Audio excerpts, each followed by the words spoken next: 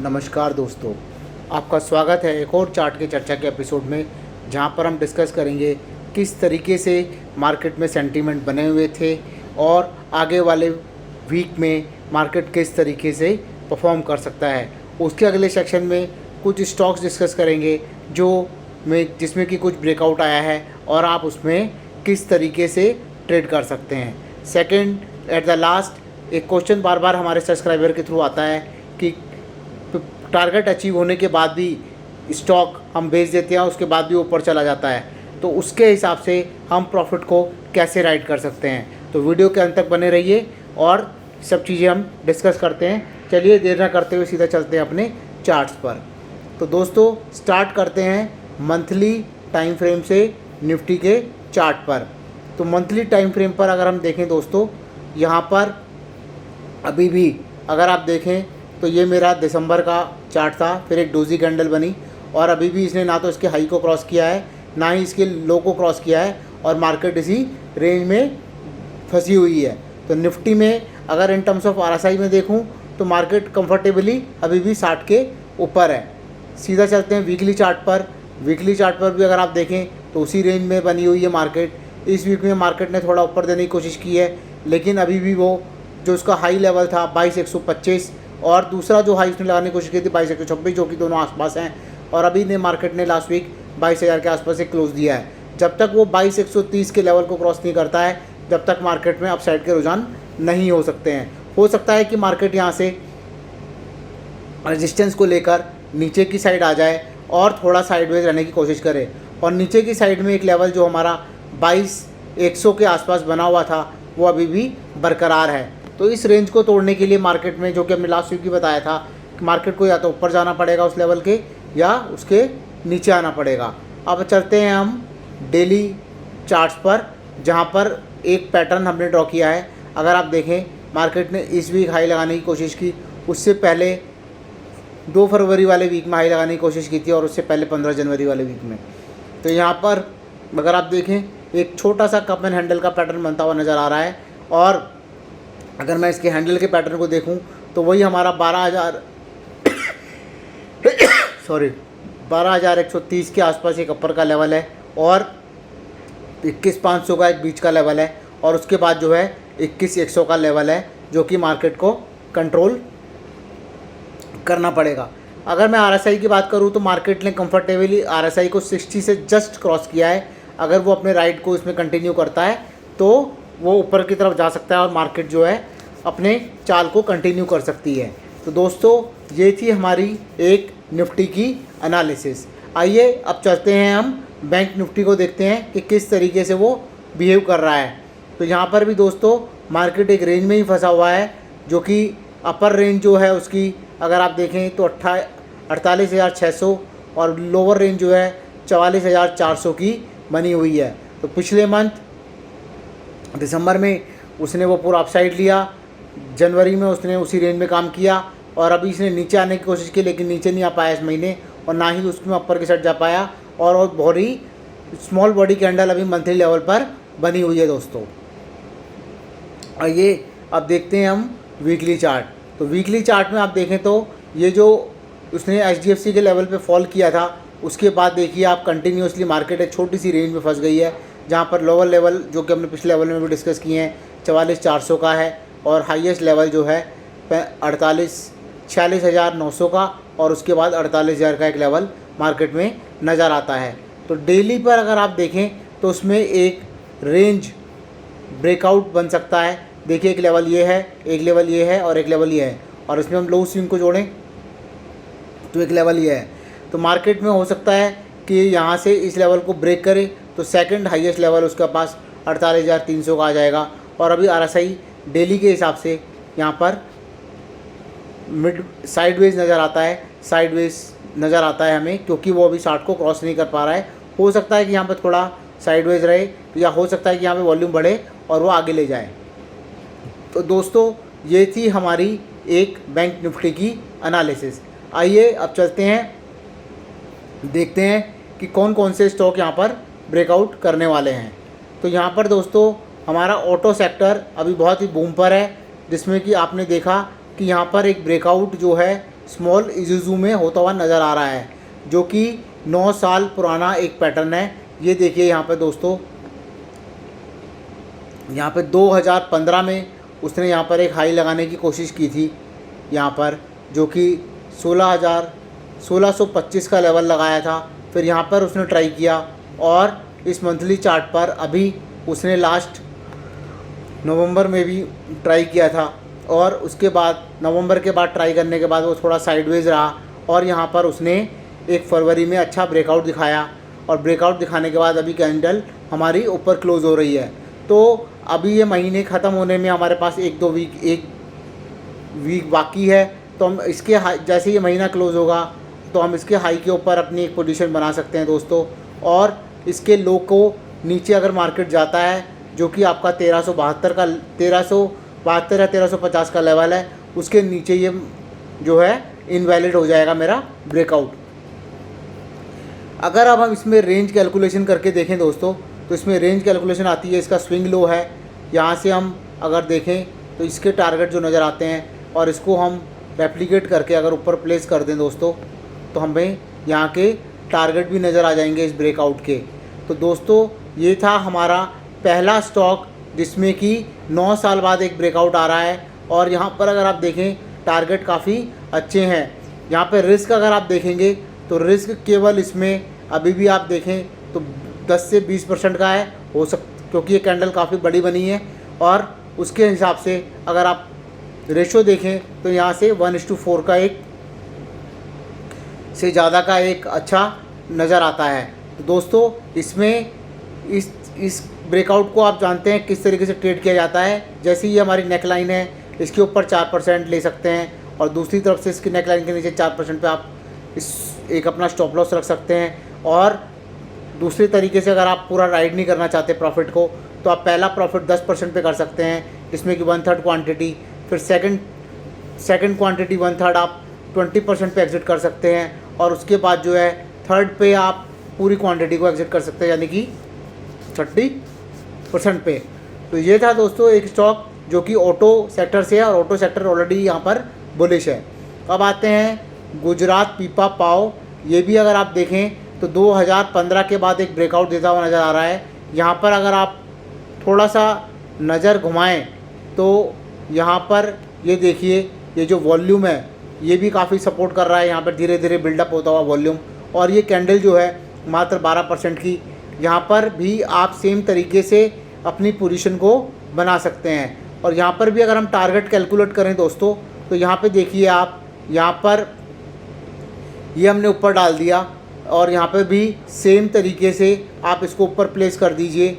ऊपर प्लेस करने के बाद अगर आप देखेंगे तो इसमें भी काफ़ी अच्छे टारगेट नज़र आते हुए नज़र आ सकते हैं। तो यहाँ पर ये दिखाता है कि 900 के आसपास एक टारगेट नज़र आता है। करंटली जो स्टॉक ट्रेड कर रहा है 198 का, लेकिन ये क्योंकि लॉन्ग टर्म तक की बैट होती है इस तरह के ब्रेकआउट को काम करने के लिए। लेकिन अगर आप नॉर्मल तरीके से एक ट्रेडर की तरह काम करना चाहते हैं, जहाँ पर आप अपना को सेफ रखना चाहते हैं, तो उस तरीके से सिस्टम में क्या बोलते हैं कि यहाँ से आप जब अपनी बाइंग प्राइस से जैसे 10% प्रॉफिट आता है तो आप पहला बुक कर लीजिए, 20% पे तीसरा, और 30% पे फाइनल लॉट को आप बेच सकते हैं दोस्तों।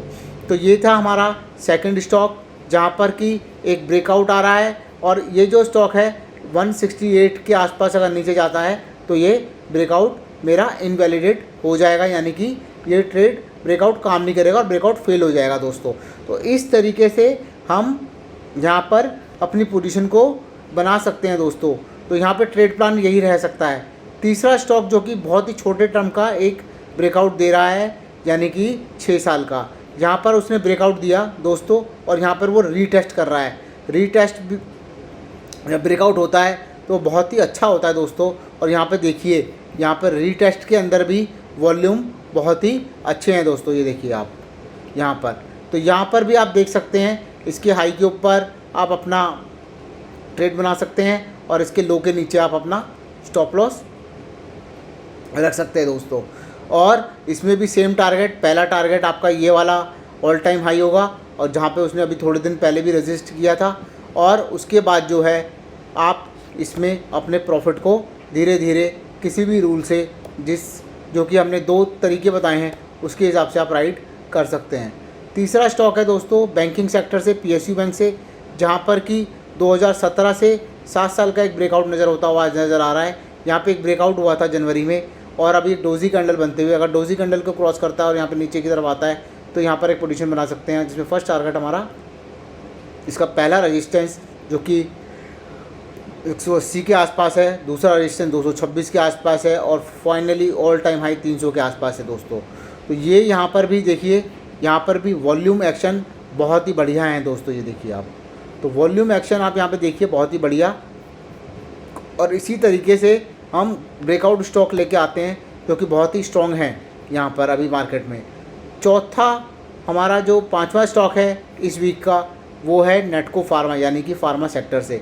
यहाँ पर एक ब्रेकआउट होने की कगार पर है, जैसे ही इस रेंज को ब्रेकआउट कर सकता है। तो यहाँ पर भी अगर आप देखें तो यहाँ पे एक छोटा सा, यहाँ पर मेरे पे ये पूरा का पूरा ये हेड है, फिर एक बहुत बड़ा हैंडल है। तो इस तरीके का एक पैटर्न बनता हुआ नज़र आ रहा है दोस्तों। यहाँ पर आप देखें तो डब्लू पैटर्न प्लस मेरा उसका ब्रेकआउट हो चुका है, यानी कि न्यू इंडिया इंश्योरेंस में।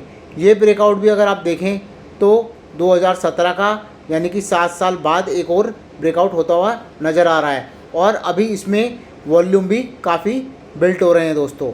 तो वॉल्यूम जो बिल्ट हो रहे हैं, इसका मतलब यहाँ पर कोई बड़ी पार्टी यहाँ पर इसमें इन्वेस्टमेंट कर रही है। तो दोस्तों इसमें बाइंग नज़र आ रही है हमें मंथ ऑन मंथ बेसिस पर, अगर आप देखें। और यहाँ पर भी उसने क्या किया था, यहाँ पर आप देखें एक बहुत बड़ी कैंडल बनी थी जो कि 1 नवंबर के महीने में बनी थी। थोड़ा सा उस कैंडल के बाद उसने रिट्रेस किया, फिर अपना उस लेवल को रीटेस्ट किया, और रीटेस्ट करने के बाद इस महीने फिर एक ब्रेकआउट दे रहा है दोस्तों ये स्टॉक भी। तो यहाँ पर ये 5 स्टॉक, जिसमें कि एक कुछ में ब्रेकआउट हो चुका है और एक ही है जिसमें नाटको फार्मा, जिसमें कि हमें ब्रेकआउट का वेट करना है दोस्तों।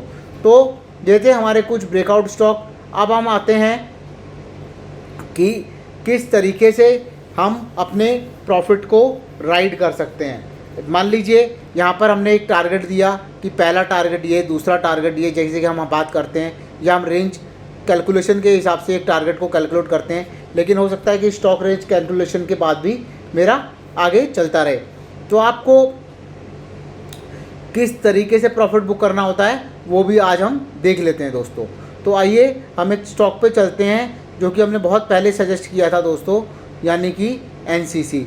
सपोज़ कीजिए ये एनसीसी का स्टॉक है। अभी तक हमने यहाँ पर 2018 का ब्रेकआउट यहाँ पर हमने जुलाई के महीने में डिस्कस किया था। जुलाई के महीने के बाद उसने कुछ यहाँ पर साइडवेज रहा और अभी इसमें ब्रेकआउट आया है। अब अगर आप देखें ये यहाँ से 30-40% बढ़ चुका है। तो यानी कि अगर हम नॉर्मल मैथ्स देखें तो 30% पर हमें सारा टारगेट बुक कर लेना चाहिए। लेकिन दोस्तों अभी एक जहाँ पर एक तरीका होता है जिसमें कि आप EMA 9 लगा सकते हैं। तो ये देखिए आप यहाँ पर EMA 9 लगा हुआ है। जब तक ये EMA 9 के नीचे 2 back to back candle red नहीं आती हैं, यानी कि 2 बैक टू बैक क्लोज़र नहीं होता है, तब तक आप इसमें एग्ज़िट नहीं करेंगे। क्लोज़र होने का मतलब दोस्तों क्या होता है कि यहाँ पर पहले यहाँ पर एक कैंडल बनानी पड़ेगी दोस्तों उसको। लेट मी एक्सप्लेन कि क्या कहना चाह रहे हैं हम, कि आप किस तरीके से उसमें प्रॉफिट को बुक कर सकते हैं। तो सपोज़ कीजिए एक रेड कैंडल मेरी ये बन गई, फिर एक कैंडल ये बन गई, उसके बाद एक कैंडल इसके नीचे बननी चाहिए, इसके लो के नीचे क्लोज़ होनी चाहिए। और यहाँ पर सपोज़ कीजिए ये मेरी इसके नीचे क्लोज़ हो गई, तो आपको इसके नीचे तुरंत मार्केट से एग्ज़िट हो जाना है दोस्तों। क्योंकि हम मंथली चार्ट की बात कर रहे हैं तो इसमें आपको मंथली क्लोज़र का वेट करना होगा दोस्तों। तो ये देखिए, मान लीजिए ये मेरी EMA की लाइन है ऐसे, ठीक है, और यहाँ पर ये इसके नीचे क्लोज हुई, फिर इसके नीचे क्लोज हुई, यहाँ पर मेरा एग्ज़िट आएगा दोस्तों।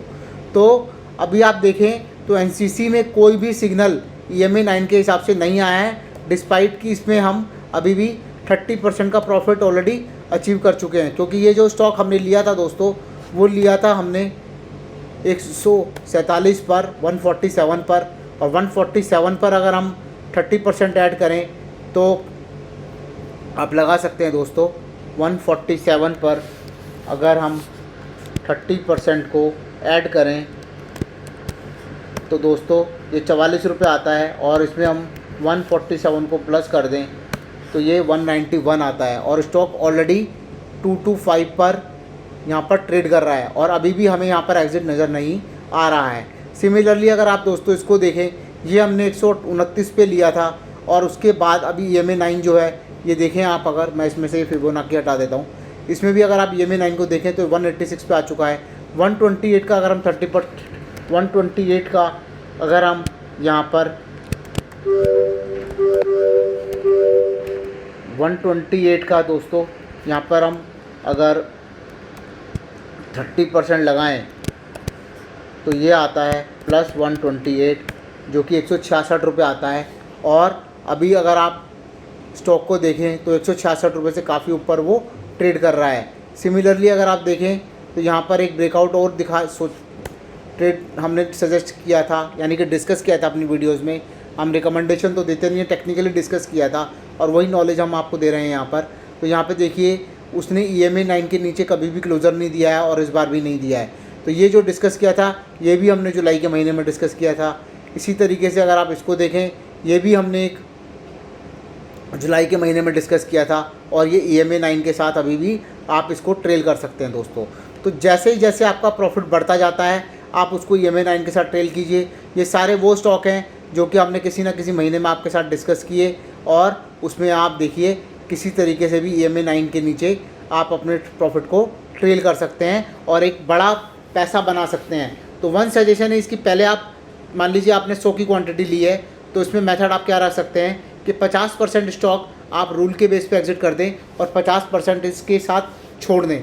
तो ये तो आपके रिस्क एपेटाइट के हिसाब से आप इसमें ट्रेल कर सकते हैं दोस्तों। तो ये आपको क्या होगा कि अर्ली एग्जिट नहीं देगा, एकदम राइट टाइम पर एग्जिट देगा और ये पर्सनली मैं फॉलो करता हूँ दोस्तों। तो यहाँ पर वीडियो में हमने देखा कुछ स्टॉक्स डिस्कस किए, कुछ निफ्टी को डिस्कस किया।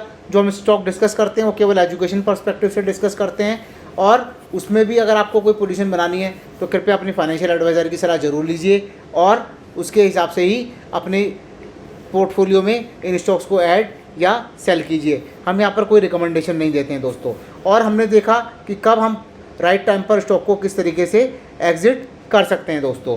तो ये था इस वीक का वीडियो और अगले वीक फिर मिलेंगे कुछ नए स्टॉक्स के साथ और एक नई स्ट्रैटेजी के साथ जहाँ पर हम आपको बताएंगे कि आप स्विंग ट्रेडिंग कैसे कर सकते हैं। तो अगले वीक का वेट कीजिए जहाँ पर हम स्विंग ट्रेडिंग की स्ट्रैटेजी को डिस्कस करेंगे, जहाँ पर हम बताएंगे कि किस तरीके से आप स्विंग ट्रेड्स को ले सकते हैं और मंथली या रेगुलर इनकम का जरिया बना सकते हैं दोस्तों। तो बने रहिए हमारे चैनल पर और आप इस तरह की अगर कुछ चीज़ें सीखना चाहते हैं तो आप हमारी साइट को विज़िट कर सकते हैं, जिसका लिंक हमने डिस्क्रिप्शन बॉक्स में डाल दिया है। और वहाँ पर आपको गूगल फॉर्म एक फॉर्म है जहाँ फिल करेंगे और फिल करने के बाद आप हमारी टीम से कांटेक्ट कर सकते हैं। अगर आप हमारे चैनल पर नए हैं तो सब्सक्राइब करना ना भूलें दोस्तों। और अगर आप हमारे ऑलरेडी सब्सक्राइबर हैं तो कमेंट करना ना भूलें। अगर आपकी कोई क्वेरीज़ हो और आप किसी चार्ट को हमसे चाहते हैं कि डिस्कस करें हमारे साथ तो हम आपकी उसमें पूरी हेल्प करेंगे। हमको 3 इन्फॉर्मेशन चाहिए होगी आपसे कमेंट सेक्शन में दोस्तों। एक तो आप कौन सा स्टॉक का बारे में डिस्कस करना चाहते हैं और उसको आपने किस टाइम फ्रेम पर लेके ख़रीदा था और आपकी क्वेरी क्या है। तो भूले ना, अगले वीक हम आपके क्वेश्चन भी लेंगे दोस्तों। और इसी के साथ इसको हम समाप्त करते हैं। जय हिंद, धन्यवाद दोस्तों।